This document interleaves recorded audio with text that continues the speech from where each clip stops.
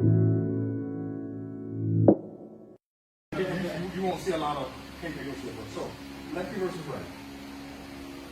So the hard part about lefty versus right is that everything changes because the way to throw them is at that point.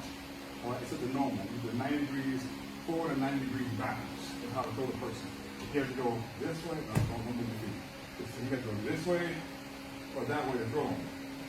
I can't throw him this way because he's too strong. I can't throw him this way because he's too strong. So, I said, how the hell do I throw Osoto? When you learn Osoto, you learn Righty. right. Let's do it together. So, imagine when you learn Osoto, he said, just walk with it. I said, walk with it. He said, make two parallel lines, one here and one here. He said, let's do this.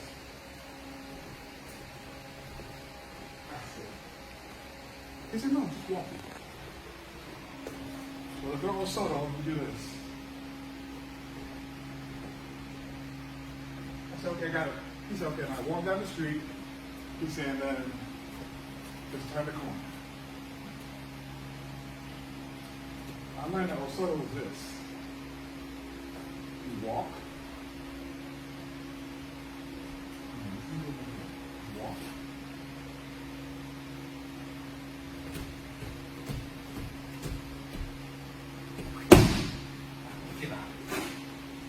I've been doing Osoto for years, and I did not realize that lefty versus righty was that easy.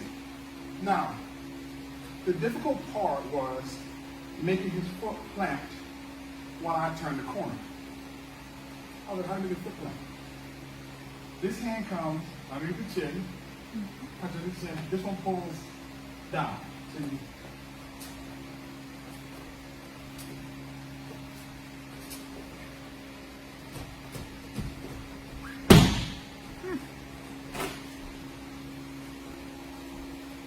I was having such a hard time with this, man. I couldn't. Still. The key part was this. You have to be careful when you're doing it here. It's this part here. Once you get this knee behind the heel behind the knee, you start knifing your foot down as you.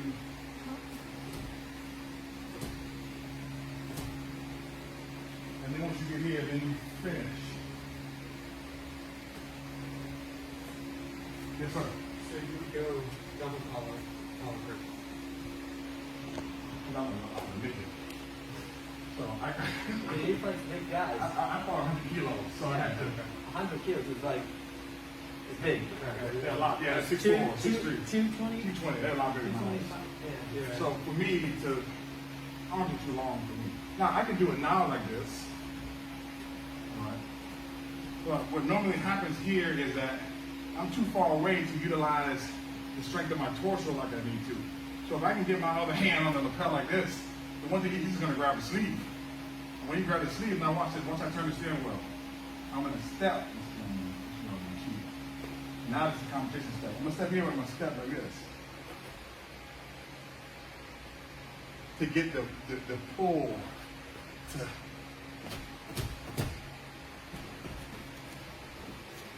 Yeah, I need to make you come off balance for a moment because you shift your weight back. Yes. So against bigger guys, because obviously it's my as well, you would prefer to double, you do like control their position? This requires an enormous amount of weight room. Okay? If you don't have an enormous amount of weight room, you don't want to be in here. All right? This is, you gotta be a horse. It's strong. You gotta be strong to control the torso like this. This is if you're strong. Good if you want to be safe. You want, listen, the safest is the further away you are from the body, the safer you are. This is the most safe. This takes a little bit off the throat. If you want to really get me home for sure, you go here. The problem is that the closer you go, the more risk. So I'd rather give you a Wazari with no counter option than to come here with trying to get the opponent and they counter. And the reason is it's degrees of motion. Okay? Degrees of motion, move the shoulder around, move the shoulder around. Degrees of motion at the elbow, move the elbow. Degrees of motion at the wrist, move the hand around. So if I want to stop all this stuff, I stop everything like this. Now none of this moves. If I'm doing this, this still moves. If you ever fall in Europe and it's wrapped around your tricep like this, but it's not. Yeah. I'd rather just be right here on the inside. Now I make the determination.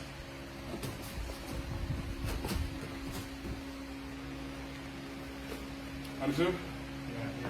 Yes, sir. Two questions. One, what's the legal amount of time that you can double the elbow? This has changed based upon they no longer call that an offensive grip.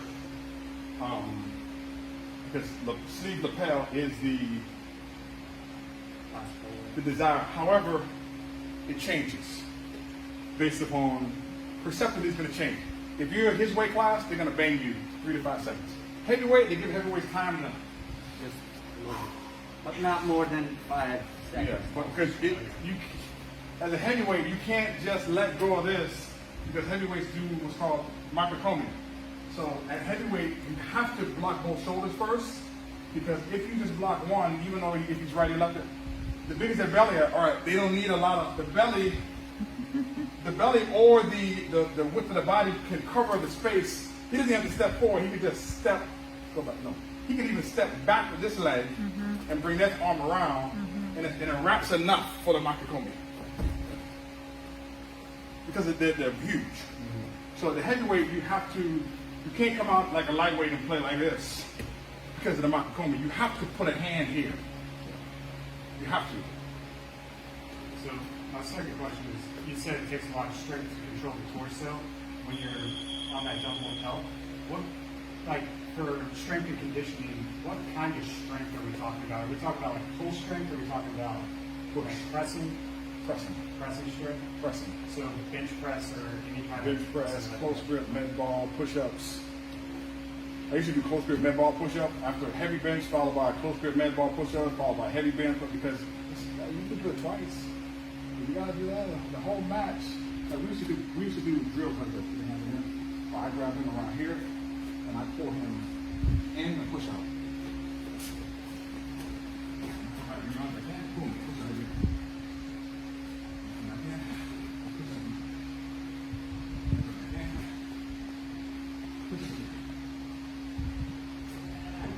Now you see the difference when I'm really holding on and when I'm not holding on. But you have to keep going, keep going, keep going, keep going. We do drills like this. Boom, push out. Come back. Push out. Keep it, keep going. You have to just keep going. Because it's different than growth, okay? Okay.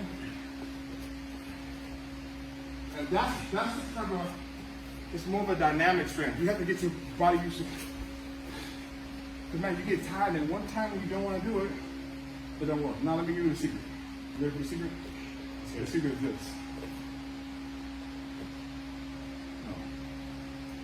If I have my hand like this, you can come down like this. I just move it in a little bit, and then on the top. You can bring, look. Come on, hurry up. Go back. This hand has to be like this. Now I gotta move it in. Go.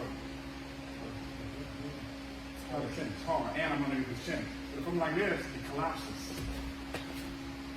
So double lapel, you have to actually, until you're ready to go. When you're ready to go, you pull. When you're not ready to go, and it's the same. People think it's such a radical thing. The same thing happens with the sleeve. The sleeve is like this. When we're ready to go, I do what? It's the same thing. Here, when we're ready to go, here. Walk.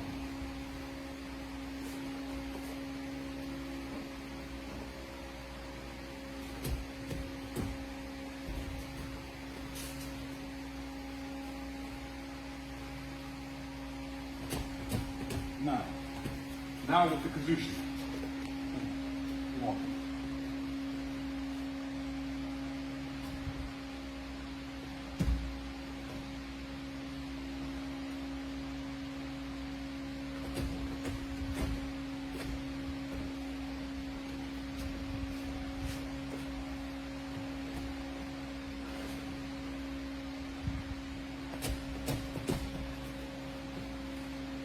That's all we need after this is ready for right now. You guys got it? You know what I'm saying? So, I He step, wants to throw hard. step, That's why. boom. Now I love him. So now I don't want to do a solo like this. I want to do a solo. Now I'm good. Now once we get in, we want to solo very light. We're going to pull the elbow to the hip, and the shoulder goes towards my right knee. Now watch my left elbow.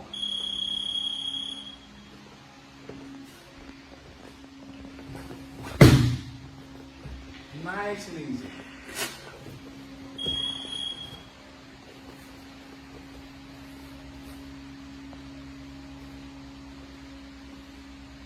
Oh, I love him. I did this.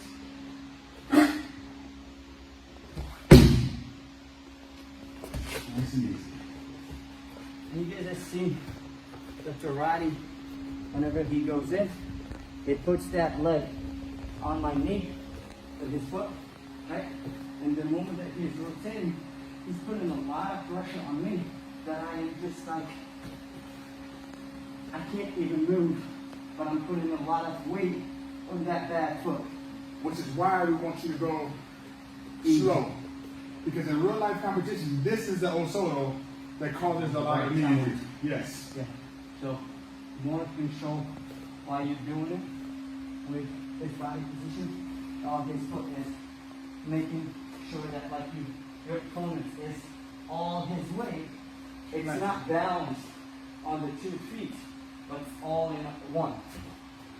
Correct. So, again.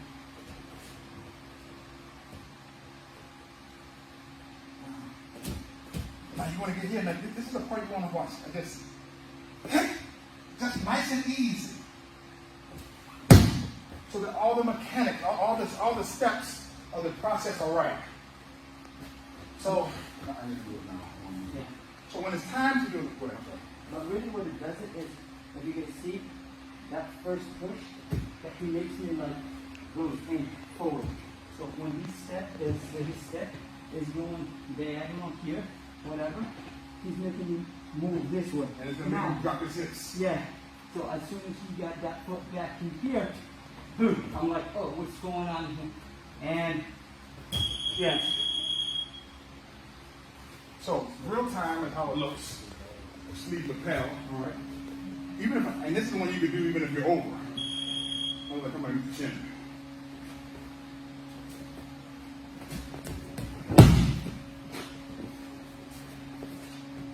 He moves his leg around because he doesn't want to get his leg hurt. Yeah. If you stay, you need to have this.